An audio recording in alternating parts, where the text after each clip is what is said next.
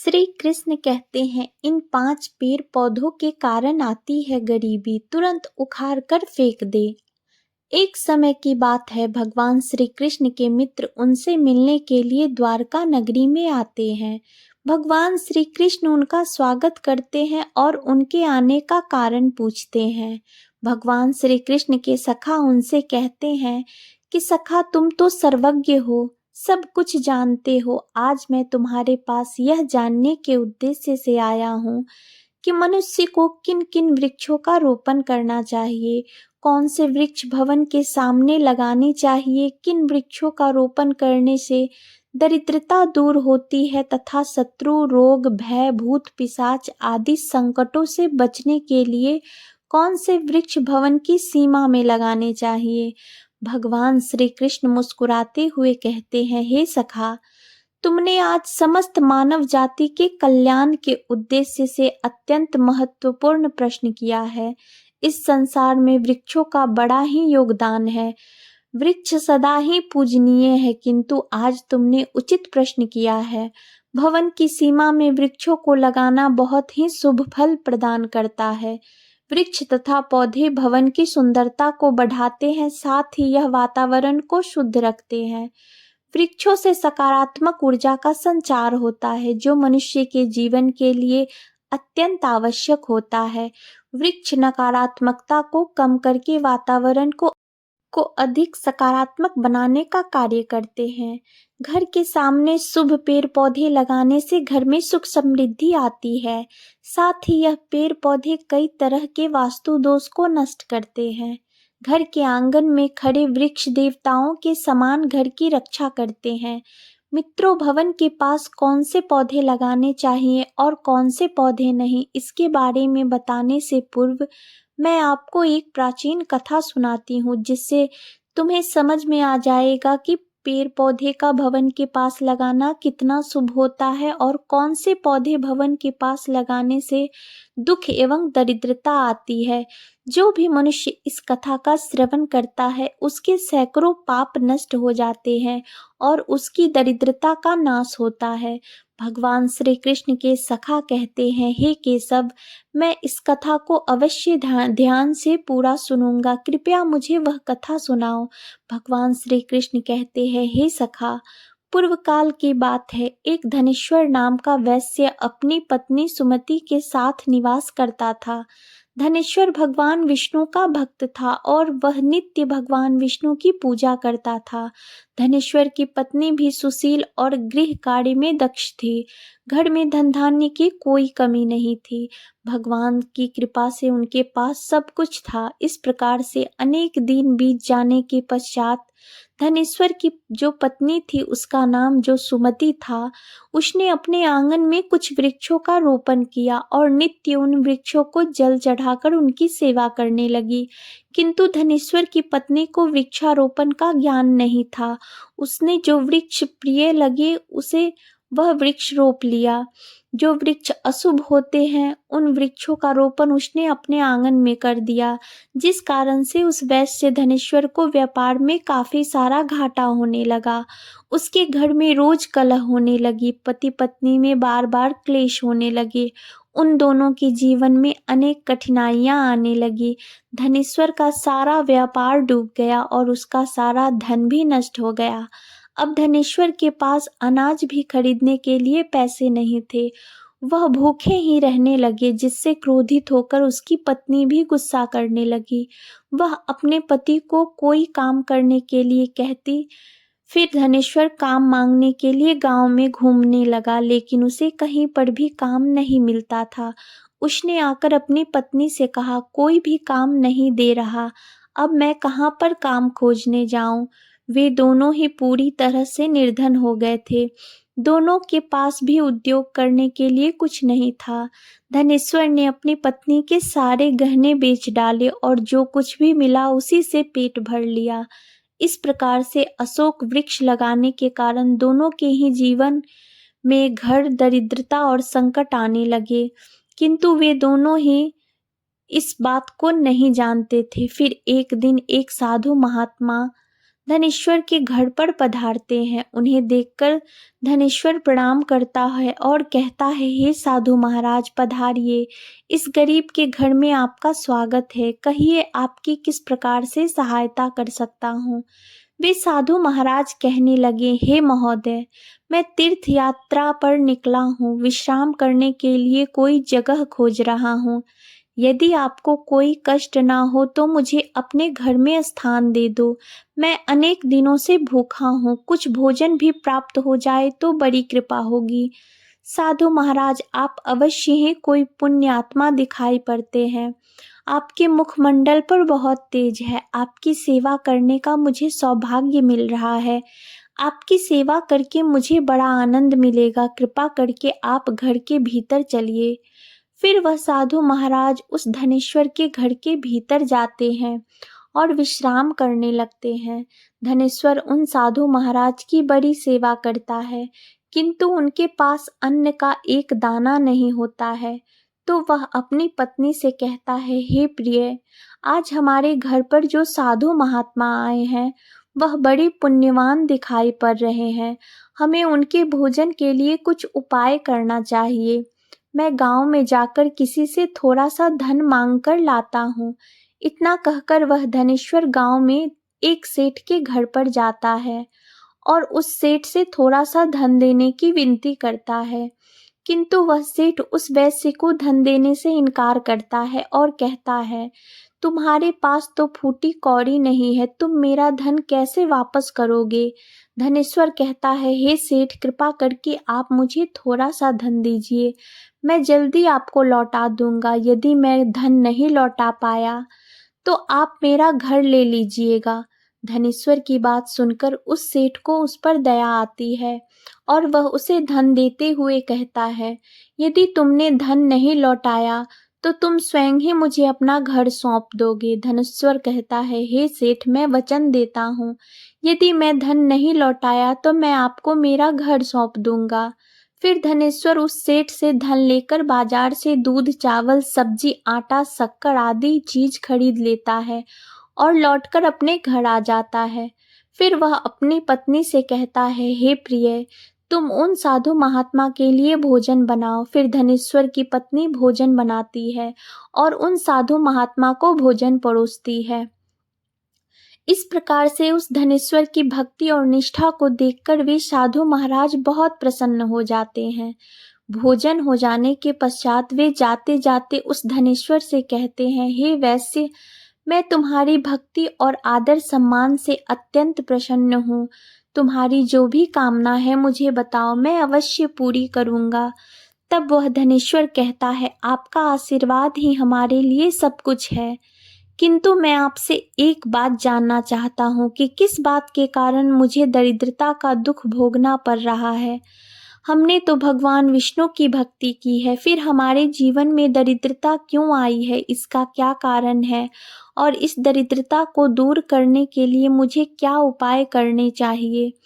फिर वह साधु महात्मा कहते हैं, हे वैश्य, मैं जब तुम्हारे द्वार पर आया था तभी मुझे यह आहट हो गई थी कि तुम्हारे जीवन में दरिद्रता और संकट आए हुए हैं, क्योंकि तुम्हारे भवन के सामने जो वृक्ष है वही दरिद्रता का कारण है।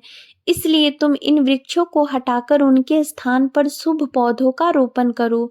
तुम्हारी पत्नी ने तुम्हारे भवन के सामने जिन वृक्षों का रोपण किया है वह अशुभ वृक्ष है, उन्हीं के कारण तुम्हारी ऐसी दशा हुई है। धनेश्वर कहता है, हे महात्मा, कृपा करके मुझे बताइए कि घर के सामने कौन से वृक्ष लगाने चाहिए जिससे घर में सुख समृद्धि हो और कौन से वृक्ष नहीं लगाने चाहिए। कृपा करके आप मुझे विस्तार से समझाइए, मैं आपका बड़ा आभारी रहूंगा। फिर वह साधु महात्मा कहते हैं, हे वैश्य, ठीक है, अब मैं तुम्हें उन वृक्षों के विषय में बताता हूँ जिन्हें घर के पास लगाने से शुभ फलों की प्राप्ति होती है, इसलिए तुम ध्यान पूर्वक सुनो। हे वैश्य, किसी जलाशय के समीप पीपल का वृक्ष लगाने वाले मनुष्य को जो फल मिलता है वह सैकड़ों यज्ञों के समान होता है। जब पीपल के पत्ते उस जलाशय में गिरते हैं तो वह पिंडदान के समान होकर पितरों को तृप्ति प्रदान करते हैं। इससे सभी प्रकार के पितृदोष समाप्त हो जाते हैं। जो मनुष्य नित्य स्नान करके पीपल को स्पर्श करता है वह सभी पापों से मुक्त होता है और कभी पराजित नहीं होता है। पीपल को स्पर्श करने से लक्ष्मी की प्राप्ति होती है और उसकी परिक्रमा करने से आयु में वृद्धि होती है। पीपल की जड़ में श्री विष्णु, तने में शिवजी और अग्रभाग में ब्रह्मा जी स्थित रहते हैं। अमावस्या के दिन पीपल को प्रणाम करने से जो फल मिलता है वह 1000 गाय के दान के बराबर होता है। इस संसार में पीपल के समान कोई वृक्ष नहीं है। साक्षात श्री हरि इस वृक्ष के रूप में पृथ्वी पर विराजमान है। पीपल के वृक्ष की चोट पहुंचाना अथवा उसकी टहनी तोड़ना महापाप माना गया है। ऐसा मनुष्य नरक में रहता है और जो पीपल को जड़ से काटता है उसका कभी नरक से उद्धार नहीं होता है। वैसे अब मैं तुम्हें दूसरे वृक्ष के बारे में बताता हूँ। आंवले का फल समस्त लोकों में प्रसिद्ध है और परम पवित्र है। आंवला को लगाने से स्त्री और पुरुष जन्म मृत्यु के बंधन से मुक्त हो जाते हैं। यह पवित्र फल भगवान विष्णु को अत्यंत प्रिय, प्रसन्न करने वाला एवं शुभ माना गया है। इसको खाने से सभी पापों से मुक्ति मिलती है। आंवला खाने से आयु बढ़ती है। उसका जल पीने से रोगों का नाश होता है और आंवले को जल में मिलाकर स्नान करने से दरिद्रता दूर होती है और सभी प्रकार के ऐश्वर्य प्राप्त होते हैं। जिस घर में आंवला सदा मौजूद रहता है उस घर में कभी दैत्य और राक्षस नहीं आते हैं। एकादशी के दिन अगर आंवला मिल जाए तो संसार के सभी तीर्थ से बढ़कर फल प्राप्त होता है।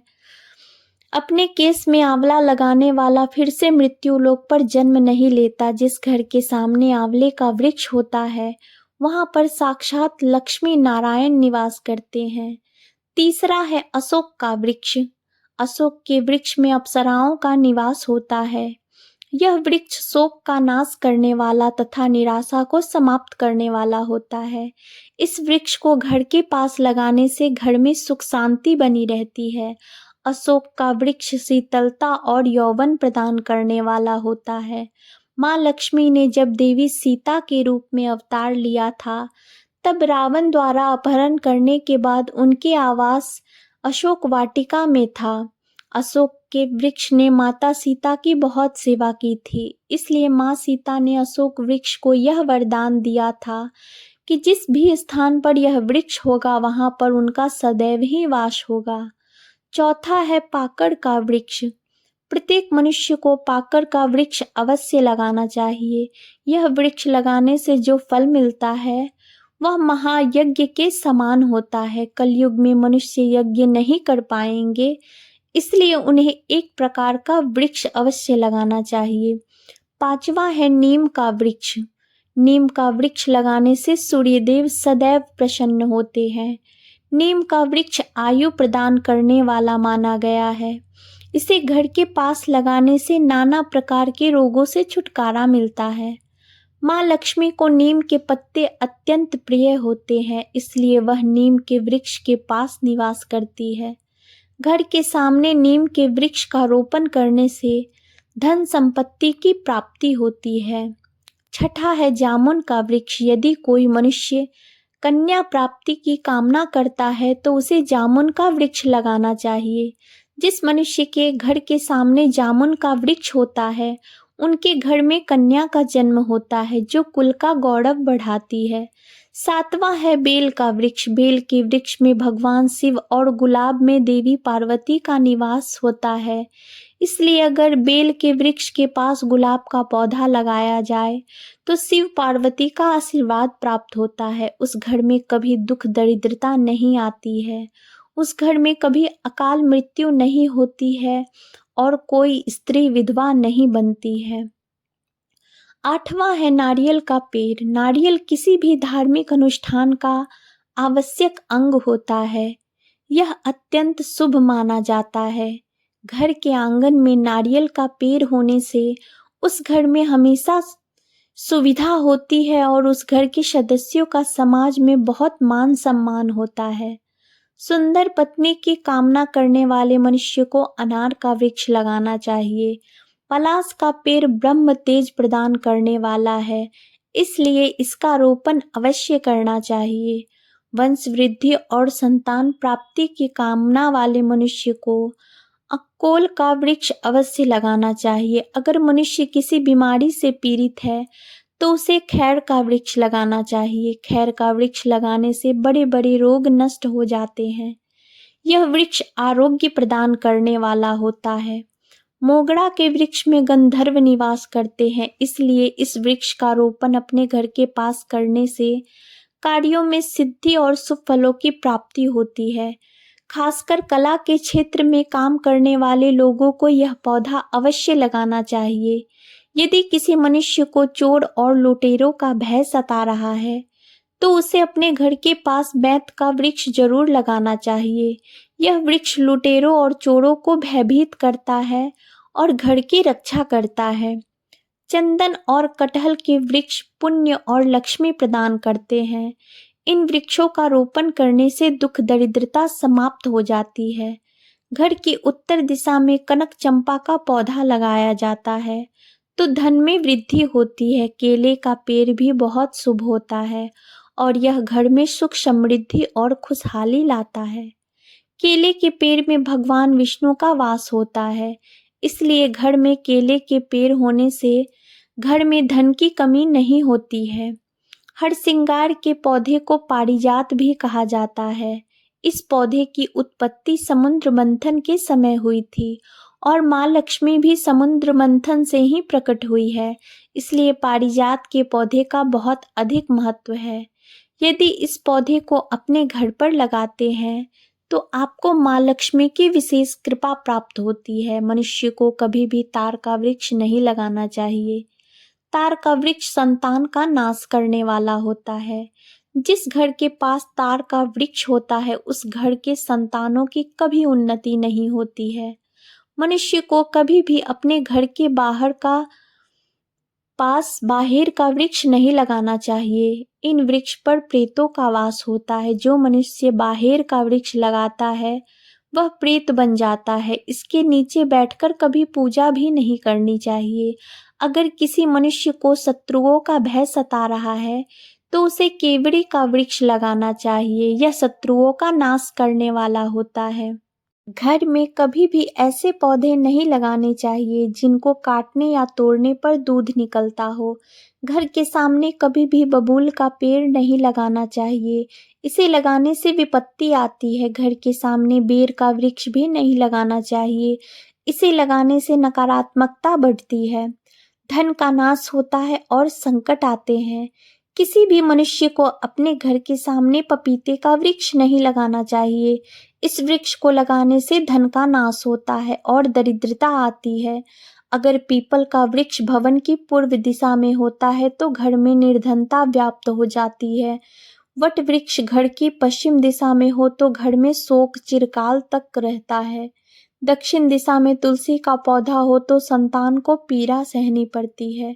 किसी भी अमृत वृक्ष की छाया घर पर पड़ती है तो यह मृत्यु सूचक होता है। अमृत वृक्ष को तुरंत उखाड़कर फेंक देना चाहिए।